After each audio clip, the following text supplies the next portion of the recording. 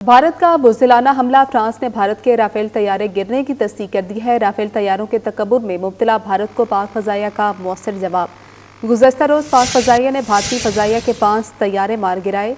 गिराए जाने वाले तैयारों में 3 जदीद तरीन राफेल तैयारे भी शामिल थे। ज़राए के मुताबिक ये पहला मौका है जब किसी जंग में जदीद तरीन राफेल तैयारा तबाह हुआ। फ्रांसीसी एहलकार ने CNN को इंटरव्यू में कहा कि तैयारा मुबैना पाकिस्तान के खिलाफ मुबैना फ़ज़ाई कार्रवाई के दौरान मार गिराया गया है। राफेल तैयारा गिरने के बाद फ्रांसीसी कंपनी डिसॉल्ट एविएशन के शेयर्स भी गिर गए हैं। फ्रांस ने भारत के राफेल तैयारे गिरने की तस्दीक कर दी है। राफेल तैयारों के तकब्बुर में मुब्तला भारत को पाक फ़ज़ाइया का मौसर जवाब। गुज़श्ता रोज़ पाक फ़ज़ाइया ने भारतीय फ़ज़ाइया के 5 तैयारे मार गिराए। गिराए जाने वाले तैयारों में 3 जदीद तरीन राफेल तैयारे भी शामिल थे। ज़राए के मुताबिक ये पहला मौका है जब किसी जंग में जदीद तरीन राफेल तैयारा तबाह हुआ। फ्रांसीसी एहलकार ने CNN को इंटरव्यू में कहा कि तैयारा मुबैना पाकिस्तान के खिलाफ फ़ज़ाई कार्रवाई के दौरान मार गिराया गया है। इसी पर मज़ीद तफसीलात जानते हैं। अहमद मंसूर हमारे साथ मौजूद हैं। अहमद मंसूर, बताएगा। देखिए, जो भारतीय हमले हुए और उसमें पाक फ़ज़ाइया में भारतीय फ़ज़ाइया के जो 5 तैयारे मार गिराए, उनमें 3 जदीद तरीन राफेल तैयारे भी शामिल थे।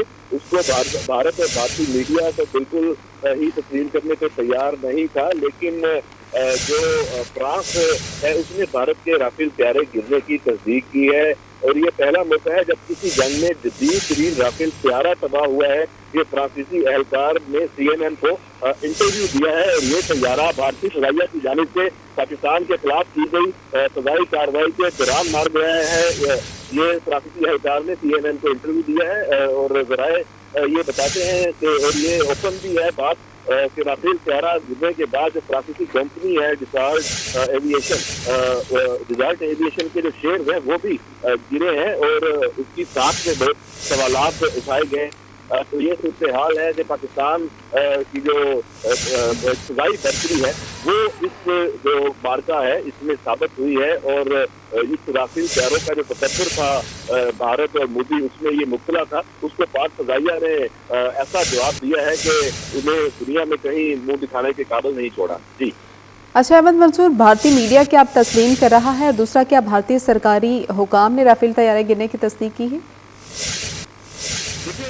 भारतीय सरकारी हुकाम का तो हाल ये है कि दी हिंदू ने पहले खुद 3 जहाज और उनकी जो एग्जैक्ट लोकेशन है जहां वो गिरे हैं उसके हवाले से ट्वीट भी किया, खबर भी की, लेकिन बाद में इसको हटा दिया क्योंकि उससे इंडियन गवर्नमेंट का जिससे प्रेशर था उसने उससे कहा कि ये कंफ्यूजन थी, इसलिए हमने खबर को हटा दिया है। तो वहाँ वो तस्लीम करने पे तैयार नहीं है। अपने अवाम को वो तस्वीर का सिर्फ वही रुख दिखाते हैं जो उनका बनाया हुआ है और जाली है और फेक है।